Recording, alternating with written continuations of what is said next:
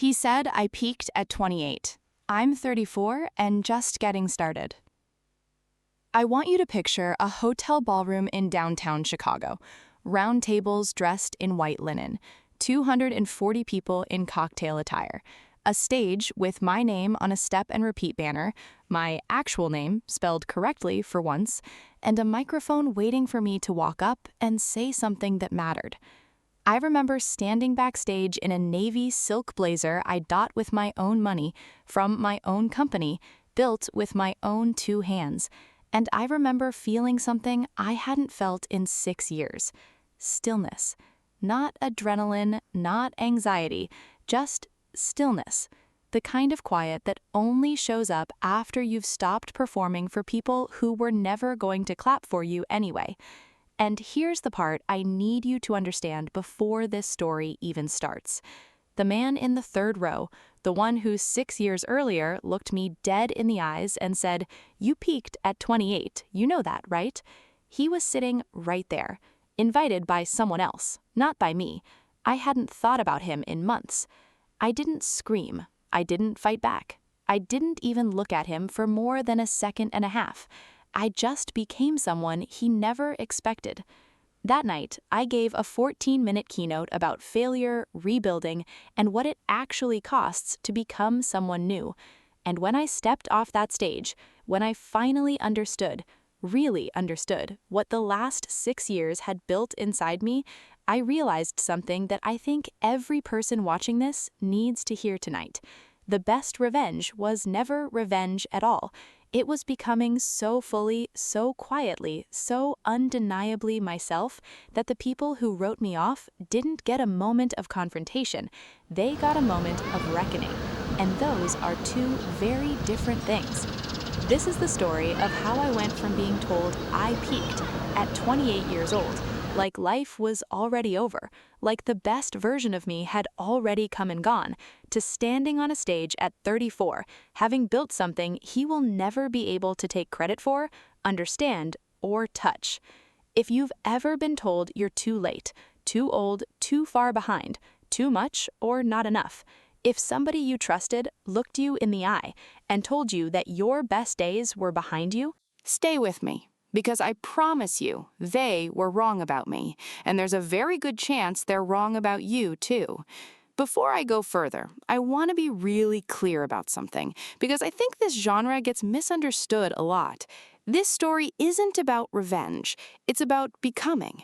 I'm not here to teach you how to make somebody regret leaving you, doubting you, or discarding you. I'm here to walk you through what it actually looks like to rebuild a life so intentionally, so patiently, that regret becomes something other people feel on their own, without you ever lifting a finger to cause it. If that's the kind of story you needed today, welcome. I'm glad you're here. My name isn't going to matter much in this video. What matters is the timeline, the choices, and the quiet, unglamorous work in between. So if this is the kind of story that speaks to you, hit subscribe before we get into it, because I tell these stories every week, and I promise you, this channel is a place where becoming is always the plot, never the punishment. Okay, let's go back to the beginning, to 28. At 28, I was, by almost every visible measure, doing fine. I had a job, a marketing coordinator role at a mid-sized logistics company in Cincinnati, the kind of company that showed up in nobody's dreams but paid on time and had decent health insurance. I had a boyfriend of 4 years, Daniel, who I thought I was going to marry, mostly because I had never seriously entertained the alternative. I had an apartment with mismatched furniture I told myself was eclectic. I had a group of friends I saw twice a year. I had, in other words, a life that looked like a life. But underneath it, I had this low, humming sense that I was behind on some invisible schedule nobody had ever shown me, but I somehow still believed in completely. The one where you're supposed to have the promotion by 26, the ring by 27, the house by 30, the baby soon after. I didn't have any of those things, and worse, I didn't have any real plan for getting them. I was coasting. I knew I was coasting, and coasting, when you're aware of it, feels a lot like drowning in slow motion. Daniel worked in finance. He was smart, genuinely, undeniably smart, and he had opinions about everything, delivered with the calm certainty of a man who had never once been told he was wrong and believed it. Early on, I found that confidence magnetic. It felt like being near someone who had life figured out, like some of that clarity might rub off on me if I stood close enough, long enough. What I didn't clock for years was that his confidence needed something to stand on, and more, it was standing on me. Little comments at first. You're gonna wear that? You know that's not really a smart financial decision. I just think you settle too easily. You took that job because it was there, not because you wanted it. Each one on its own was nothing, deniable, the kind of thing you could tell yourself was just honesty, just someone who cared enough to be direct with you. But comments compound. That's something nobody tells you about slow erosion. It doesn't feel like erosion while it's happening. It feels like being helped. It feels like being improved. It's only in hindsight that you can see the shape of what's been worn away. The moment that changed everything happened on a Tuesday in March, 6 years ago, in our kitchen over something as small as a cheese board. I'd been talking, a little too enthusiastically, I'll admit, about an idea I'd had for months. A small business, nothing revolutionary, a curated subscription box featuring small-batch, women-owned food and beverage brands from across the Midwest. I'd done actual research. I had a notebook full of supplier contacts, a rough business plan, a name I liked. I'd been quietly building it in the corners of my evenings for almost a year, terrified to say it out loud, because saying it out loud made it real, and real things can fail. That night, I finally said it out loud, to him, the person who was supposed to be my person. He listened, he nodded, and then he said the sentence that ended up being the hinge point of my entire life. Babe, I love that you're excited, but be honest with yourself. You're 28. People don't really change their whole trajectory after this. You peaked at 28, you know that, right? I just don't want you to waste money chasing something that was never really going to happen. I want you to sit with that sentence for a second, because I did, for a long time. You peaked at 28. Not, this specific idea might not work, not, let's think through the risks together, a blanket, total statement about the ceiling of my entire life, delivered so casually he reached for another cracker while he said it. I didn't cry in front of him. I want to be honest about that, because I think there's a version of this story where I'm supposed to say I broke down sobbing right there in the kitchen, and that would make for a cleaner narrative, but it isn't what happened. What happened is I said, okay, very quietly, and I put the notebook back in the drawer, and I didn't take it out again for 4 months. I cried later, alone, in my car, in a grocery store parking lot, for reasons I couldn't fully explain to myself at the time. I told myself it was hormones. I told myself I was being dramatic. I told myself a dozen small lies designed to help me swallow one big, ugly truth, that the person I had built my future around had just told me, plainly, that my future was already decided and it was smaller than I'd hoped. Here's the thing about a sentence like that. It doesn't just insult you in the moment, it moves in. It becomes furniture in your head. Every time I thought about starting something new, a class, a certification, a side project, even something as small as asking for a raise, I'd hear it again. You peaked at 28. It became the voice that answered before I even finished asking the question. For a while, it worked exactly the way that kind of sentence is designed to work, whether the person saying it means it that way or not. It made me smaller, quieter, more careful. I stopped bringing up ideas at dinner. I stopped mentioning the notebook. I told myself I was being realistic, mature, grounded, all the words we use to disguise resignation as wisdom.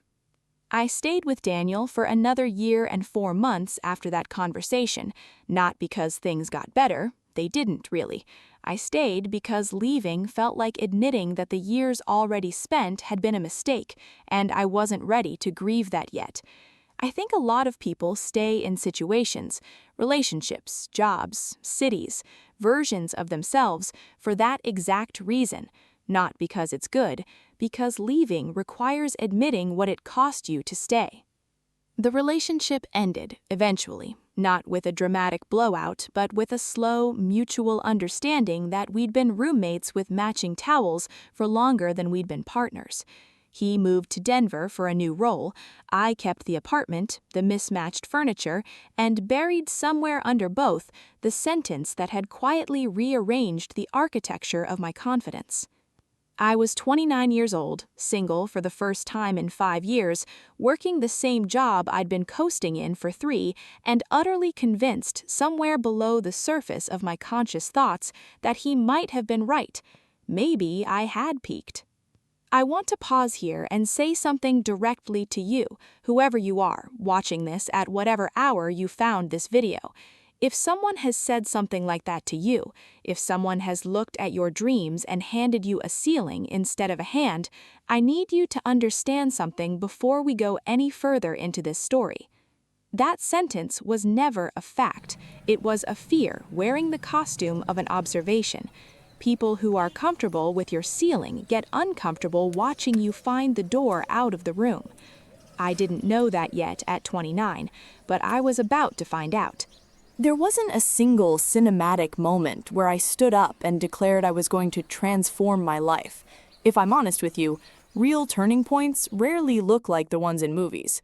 Mine looked like a Sunday morning in April, 4 months after the breakup, when I woke up at 10:47 a.m. with a headache from wine I drank alone the night before, and I looked at my ceiling, the actual physical ceiling of my bedroom, and thought very clearly, I do not want to be 40 and still telling this same story about myself. That was it. That was the whole moment. No fireworks, just a quiet, almost boring clarity. I want to be very precise about something because I think it matters more than almost anything else in this story. The decision to change was not about Daniel. It wasn't about proving him wrong. If it had been only that, I don't think it would have lasted, because revenge is a terrible long-term fuel source. It burns hot and fast and leaves you exactly where you started once the person you're trying to prove something to is out of the picture. The decision was about a different question entirely. Not how do I make him regret what he said, but who do I actually want to be, now that nobody is watching, now that there's no relationship left to perform inside of.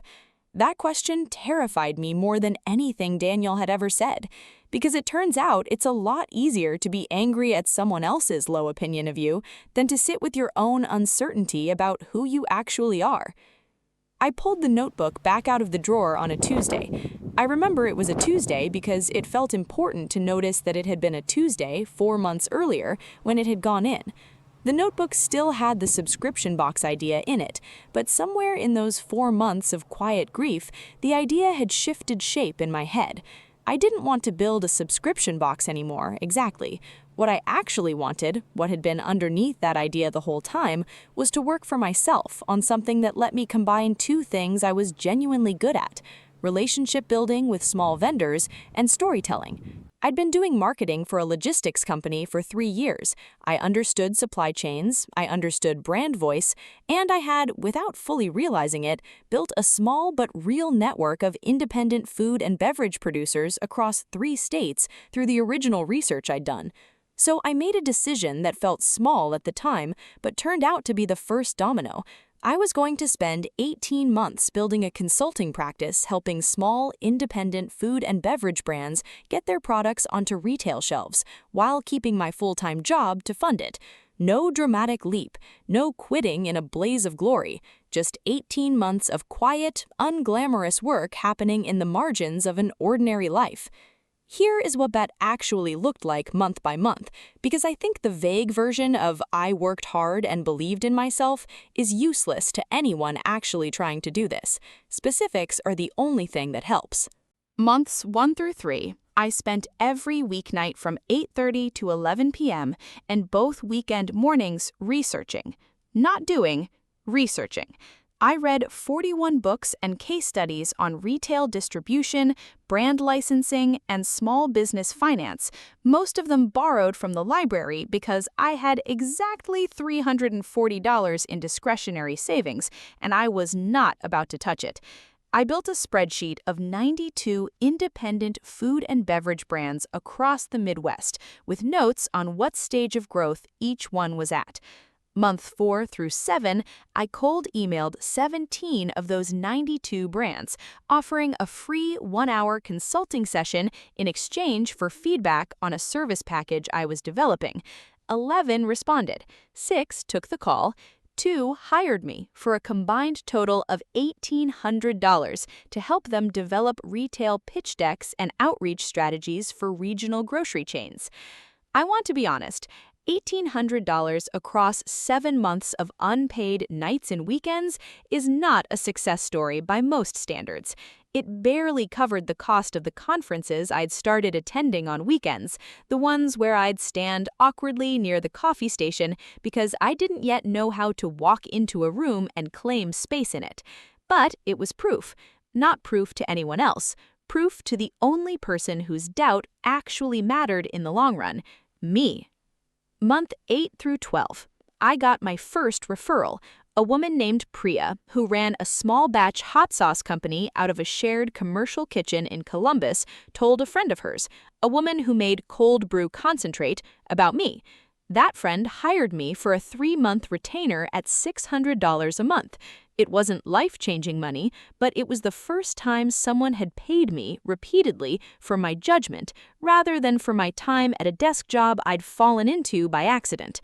By the end of that first year, I had 4 active clients, a website I'd built myself using a template and way too many hours of frustrated troubleshooting, and roughly $11,400 in total consulting revenue, against a full year of costs that, if I'm honest, probably ate most of it. It was not profitable yet. It was barely a business, but it was mine in a way that nothing in my life had been mine before. I need to talk about something the highlight reel version of transformation stories always leaves out. I did not do this alone, and I did not do this through willpower alone. Willpower is a myth we tell people to make them feel guilty when they burn out. What actually got me through that first year was structure and support, not grit. I joined a local small business mentorship group, 6 women, all building different kinds of businesses, who met every other Thursday evening in the back room of a coffee shop that let us use the space for free once the espresso machine went quiet. That group became the single most important support system of my entire 20s. We didn't just talk business, we talked about the specific, ordinary fear of trying something that might not work in a world that had already decided, in various ways, that we weren't the type of people things worked out for. One woman in that group, Renata, became and still is one of my closest friends. She was rebuilding a catering business after a divorce that had cost her almost everything financially. She was the first person who ever said to me plainly, "The sentence someone said to you about peaking is not a fact about your life. It's a fact about how threatened they felt by what you might become." I didn't fully believe her the first time she said it. I believe her completely now. I also built habits, small, boring, unglamorous habits, the kind that never make it into highlight reels because they don't look like anything. I woke up at 6 a.m. instead of 7:30, not because I'm naturally a morning person, I am not, but because that 90 extra minutes used consistently for reading and outreach emails added up to roughly 540 extra working hours across that first year. I stopped scrolling social media before bed and started reading 10 pages of something useful instead. I started going to therapy every other week, which I want to mention specifically because processing what Daniel's words had done to my sense of self was not optional work, it was foundational. You cannot build a stable structure on unprocessed pain. It will crack eventually, usually at the worst possible time. I want to be honest about something that I think this genre sometimes glosses over. I did not get over what Daniel said in some clean, linear way. There were nights in that first year, plenty of them, where I sat with the old fear that he'd been right, that I was wasting money and time and energy chasing something that people my age weren't supposed to still be chasing. What changed wasn't that the fear disappeared. What changed is that I stopped treating the fear as information and started treating it as weather. It showed up, I noticed it. I kept working anyway. My therapist had a phrase for this that stuck with me. You don't have to feel ready, you just have to keep your commitments to yourself. I wrote that on a sticky note and put it on my bathroom mirror, and it stayed there for the better part of 3 years. I also made a specific, deliberate choice not to villainize Daniel in my own head, because I noticed that when I did, it gave him more space in my daily thoughts than he deserved. Instead, I tried something harder. I let the sentence be true about how he saw the world, a world where 28 is a ceiling, where people don't really change, without letting it be true of mine. That distinction, I think, is the actual hinge of this whole story. Not he was wrong and I'll show him, but his belief about limits was never a law of the universe. It was just the size of the world he'd decided to live in. By the end of year 2, I was 31 now, my consulting practice had grown to 9 active clients, and I'd made the leap I'd been building toward for 2 full years of nights and weekends. I gave notice at the logistics company. I remember sitting across from my manager, a kind but bewildered man named Gary, who asked me, "Are you sure? You've got a good thing here." And I remember saying calmly, "I think I've got a better thing waiting." I didn't know yet how true that sentence would turn out to be, but something in me, some small, stubborn ember that 4 months of grief and a cruel sentence in a kitchen had almost put out, believed it enough to walk out that door. And that's when everything started to change. I want to talk about transformation in 2 layers because I think most people only see the first one, and the first one is honestly the less important of the 2. The visible changes by the time I was 32 looked like this. I had left the logistics job entirely. My consulting practice, which I'd rebranded as a small firm called Harvest Row Consulting, had grown to 14 retained clients across 5 states, generating just under $94,000 in annual revenue. Modest by a lot of standards, but almost 9 times what I'd made in that first uncertain year. I'd hired my first subcontractor, a part-time graphic designer named Marcus, to help with the retail packaging side of the business, which meant for the first time in my adult life, I wasn't just working for myself, I was creating work for someone else too. I'd moved out of the apartment with the mismatched furniture and into a small 2-bedroom rental with a home office that actually had a door that closed, which felt absurdly like one of the proudest accomplishments of my life. But the invisible changes mattered more, and they're harder to describe because they don't come with a number attached. I stopped needing to explain myself. That's the best way I can put it. At 28, I would have spent an entire dinner party justifying why I hadn't settled down yet, why my job wasn't more prestigious, why my apartment was small. At 32, when someone asked what I did, I said, I run a consulting firm that helps independent food brands get onto retail shelves. And then I changed the subject to ask about them, because I'd realized somewhere in those 4 years that confidence isn't about talking more about yourself, it's about needing to talk about yourself less. The first real external sign that something had shifted came at, of all places, a regional trade show in Louisville. I was there representing 3 of my clients, running a small booth, and a buyer from a 14-store regional grocery chain stopped by, looked at the retail strategy decks I'd built, and said, "Who put this together? This is the cleanest positioning I've seen from an independent brand all show." When I told her it was me across 3 separate clients, she asked for my card and 4 months later became my 15th client. Not a food brand this time, but the grocery chain itself, hiring me to help them develop a curated local makers shelf program across all 14 locations. That contract alone was worth $42,000 over 8 months. It was the first time I understood, viscerally, that I wasn't just helping other people's businesses grow anymore. I had built something with enough credibility to be hired by the gatekeepers themselves. Recognition started arriving in smaller ways, too.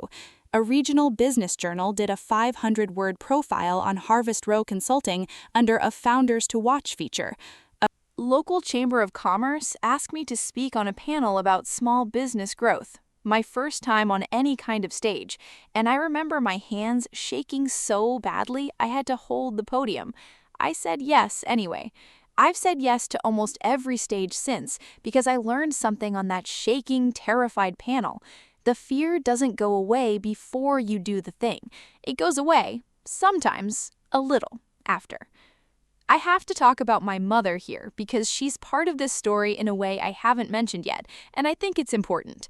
My mother had never said anything as sharp as Daniel's sentence, but she had her own quieter version of doubt, a habit of asking every time I saw her, "So, is the business thing still going okay?" in a tone that always implied she was bracing for the answer to be no. For 3 years, I answered that question with a patient, slightly tired, "Yes, Mom, it's fine," and I could feel her not quite believing me. At my 32nd birthday dinner, she asked the question again, out of habit more than curiosity, and I told her the actual number, the $94,000 in annual revenue, the 14 clients, the office with the door, and I watched her face change in a way I'd been waiting 4 years to see. Not shock, exactly. Recalibration. She said quietly, "I didn't know it was that real." And I said gently, because I didn't need her to feel bad about it, "It's been real for a while, Mom. I just didn't need you to see it yet." That distinction, "I didn't need you to see it yet," became one of the most important lessons of this entire process. Real transformation doesn't happen for an audience. It happens in private, in the dark, and years nobody is applauding. The audience only shows up later, once there's something undeniable enough to applaud. Old coworkers from the logistics job started reaching out on LinkedIn with little congratulatory messages when the trade journal profile came out. A woman I'd gone to college with, someone I hadn't spoken to in 6 years, sent a message that just said, "I always knew you'd do something like this." I remember laughing out loud at that one, alone in my office, because I didn't remember her knowing anything of the sort at the time. But I understood by then that this is what happens once you've built something real. People rewrite their own memory of your potential to match the version of you they're seeing now. It's not always malicious, it's just how belief works in hindsight. The deepest change, though, the one that I think actually made everything else possible, was this. Somewhere around year 3, I stopped checking whether Daniel, or anyone like him, would approve. I want to be precise what that detachment felt like because I think people assume it means not caring at all, and that's not quite it. It's not numbness. It's more like, imagine you've been carrying a heavy backpack for so long you've forgotten it's there, and then one day you take it off, and your shoulders remember what it felt like to be light. That's what it felt like when I noticed one ordinary Tuesday that I hadn't thought about that kitchen conversation in months. I still made mistakes in that 3rd year. Plenty of them. I lost a client over a pricing miscalculation that cost me nearly $6,000 in owed refunds. I hired a second subcontractor too quickly and had to let her go within 4 months when the workload didn't materialize the way I'd projected. I went through a stretch of 8 weeks where I was so overextended I barely slept, and I ended up back in therapy weekly instead of bi-weekly to deal with the anxiety that came flooding back in. I'm including the failures on purpose because I don't want anyone watching this to think transformation is a straight, clean line from "he said something cruel" to "and then everything worked perfectly forever." It isn't. It's messy and expensive and occasionally humiliating, and you do it anyway because the alternative, staying small to avoid the risk of failing publicly, had already proven itself to be its own kind of quiet failure. By 33, Harvest Row Consulting had grown to 21 clients, $187,000 in annual revenue, and a small team of 3, including Marcus, now full-time. I'd been invited to speak at 2 regional conferences. I'd been quoted in a national trade publication about the resurgence of regional grocer local makers programs. And somewhere in all of that growth, without ever once consciously trying to prove anyone wrong, I had become someone that a 28-year-old version of me, sitting on that kitchen floor with a closed notebook, would not have recognized and would have been enormously proud of. And that's when everything started to change. Not just my business, but the way I understood the entire story I'd been telling myself since I was 28 years old. I want to bring you back to that ballroom in Chicago now, because I've given you 6 years of context, and I think it's time to actually walk through what happened that night. The event was a regional food and retail industry awards dinner, the kind of thing that sounds boring unless you're in the industry, in which case it's actually a fairly big deal. Harvest Row Consulting had been nominated for Regional Partner of the Year for our work helping independent brands scale into retail. I hadn't expected to win. I'd written a short, humble version of remarks just in case, tucked into my clutch, mostly so I wouldn't stand there frozen if my name got called. My name got called. I want to be honest, walking up to that stage in front of 240 people was not the moment I thought about Daniel. I thought about Priya and her hot sauce company. I thought about Renata and the Thursday night mentorship group. I thought about Gary, my old manager, shaking his head kindly when I quit. I thought about the sticky note on my bathroom mirror that had faded so much over 3 years I'd finally had to rewrite it. I gave my remarks. I don't remember every word of them now, but I remember the last line because I'd practiced it enough times in my car that it had worn a groove into my memory. 6 years ago, someone told me I'd already had my best chapter. Tonight, I'd like to formally disagree. The room laughed, warmly, the way rooms do when they sense a story behind a line but don't need to know the details to feel the weight of it. I walked off that stage to applause I hadn't built my life to earn, but had earned anyway. It was during the reception afterward, glass of champagne I wasn't really drinking in my hand, making the kind of small talk you make at these things, when I turned around, and there he was. Daniel. Older, obviously, we all are 6 years later, a little heavier around the face, wearing a suit that looked expensive but slightly wrong on him, the way clothes look on people who bought them to impress rather than because they fit their life. He was there, I found out later, as the +1 of a woman he was dating, whose company had also been nominated that night. I felt my stomach drop for exactly 1.5 seconds. I want to be honest about that, because I think the polished version of this story pretends the reunion felt like pure triumph from the first instant, and it didn't. There was a flash, brief, almost involuntary, of the 28-year-old who'd put the notebook back in the drawer. I felt her rise up in my chest for just a moment, and then it passed, and what was left underneath it was just calm. He said my name like a question, like he wasn't fully sure it was me, even though it obviously was. Wow, congratulations up there. I had no idea this is incredible. Harvest Row is yours? It is, I said. Just that. Not defensive, not performing modesty I didn't feel, just a fact, stated plainly. What happened next is the part I think people watching this will recognize if they've ever had a moment like this one of their own. He talked, a lot, more than I did. He told me about his job, which had changed twice since Denver, about a startup he'd tried to launch that hadn't worked out, about how he'd always thought I had something special underneath everything. He said at one point, almost like an apology dressed up as a compliment, "Honestly, I think I underestimated you back then." I want to be precise about what I felt in that moment, because I think it's the emotional center of this entire story. I didn't feel triumphant, exactly. I didn't feel the urge to recite the sentence back to him word for word and watch him squirm. I felt something quieter and honestly sadder than that. I felt how small the whole thing had actually been all along. 6 years of my life had been shaped, in part, by a man standing in front of me now fumbling through half apologies at a cocktail reception. A man who, it turned out, had never really been thinking about ceilings for me specifically. He'd been talking about his own fear of change and projecting it onto the person standing closest to him. He asked if I wanted to catch up properly sometime for old time's sake. His date was 3 feet away, checking her phone. I smiled, a real smile, not a performed one, and said, "I appreciate that. I think I'm good, though. It was really nice seeing you." And then I did something that surprised even me. I meant it.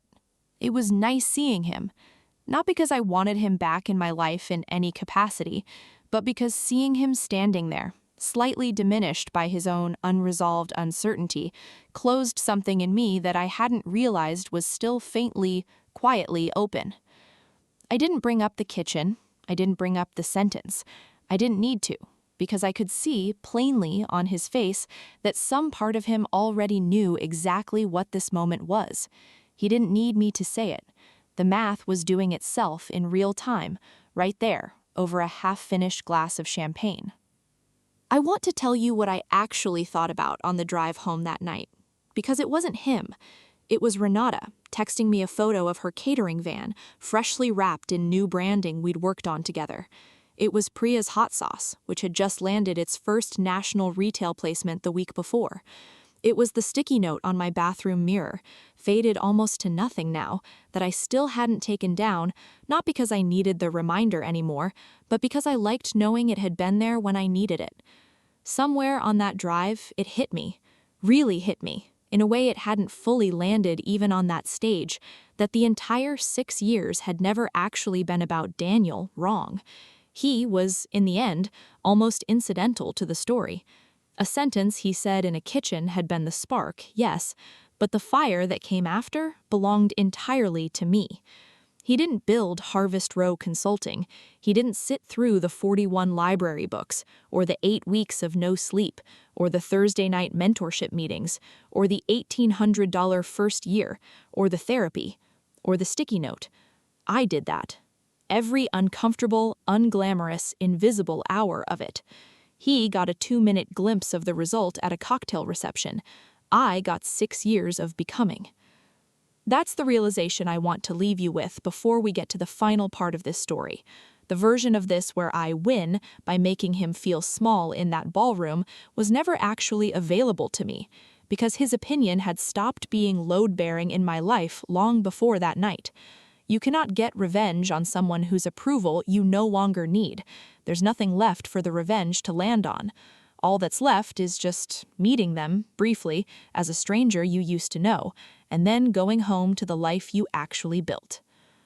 I want to say something simple, and I want you to actually hear it, not just let it pass by as a nice closing line. The best revenge is living well, but only if you're doing it for yourself. If I had spent those 6 years building Harvest Row Consulting purely to make Daniel regret what he said, I think I would have burned out somewhere around year 2, because spite is not a sustainable fuel. It runs out the moment the person you're spiting stops paying attention, and eventually they always stop paying attention, because their life moves on too. What kept me going through the $1,800 first year, through the failed client relationships, through the 8 weeks of no sleep, wasn't the fantasy of his face when he finally saw what I'd built. It was the much quieter, much sturdier fact that I liked who I was becoming, one uncomfortable choice at a time. So here's the practical part, because I don't think inspiration without action means very much. If you are sitting somewhere right now, at whatever age, holding some version of a sentence someone said to you, "You peaked, you're too late, you had your shot, this isn't for people like you," here is what I'd actually tell you to do, based on what worked for me. First, separate the sentence from the fact. Someone's belief about your limits is a fact about them, about their fear, their own ceiling, their own unlived potential, dressed up as a fact about you. It rarely is one. Second, choose one small, boring, unglamorous action you can take this week that moves you a single inch toward the thing you actually want. Not the whole plan, not the 5-year vision. 1 inch. My 1 inch was pulling a notebook back out of a drawer. Third, build support before you build momentum. Find your Thursday night mentorship group, whatever that looks like for you. A class, an online community, one honest friend. You are not meant to carry this alone, and trying to will make you quit faster than any external obstacle ever could. Fourth, process the pain instead of just outrunning it. I could not have built any of this while still carrying an unexamined wound from that kitchen conversation. Therapy, journaling, honest conversations with people who love you, whatever your version of processing looks like, do it in parallel with the building, not instead of it, and not after it either. And finally, when the encounter finally comes, and it usually does, in some form at some point, let it be small. Let it be quiet. You don't owe anyone a performance of your victory. The fact that you built a life so full it barely has room left over for their opinion is the only statement you'll ever need to make. I didn't peak at 28. I don't think any of us do, unless we decide, somewhere quiet and unspoken, to let someone else's fear become the ceiling of our own story. I'm 34 now, and I am genuinely just getting started.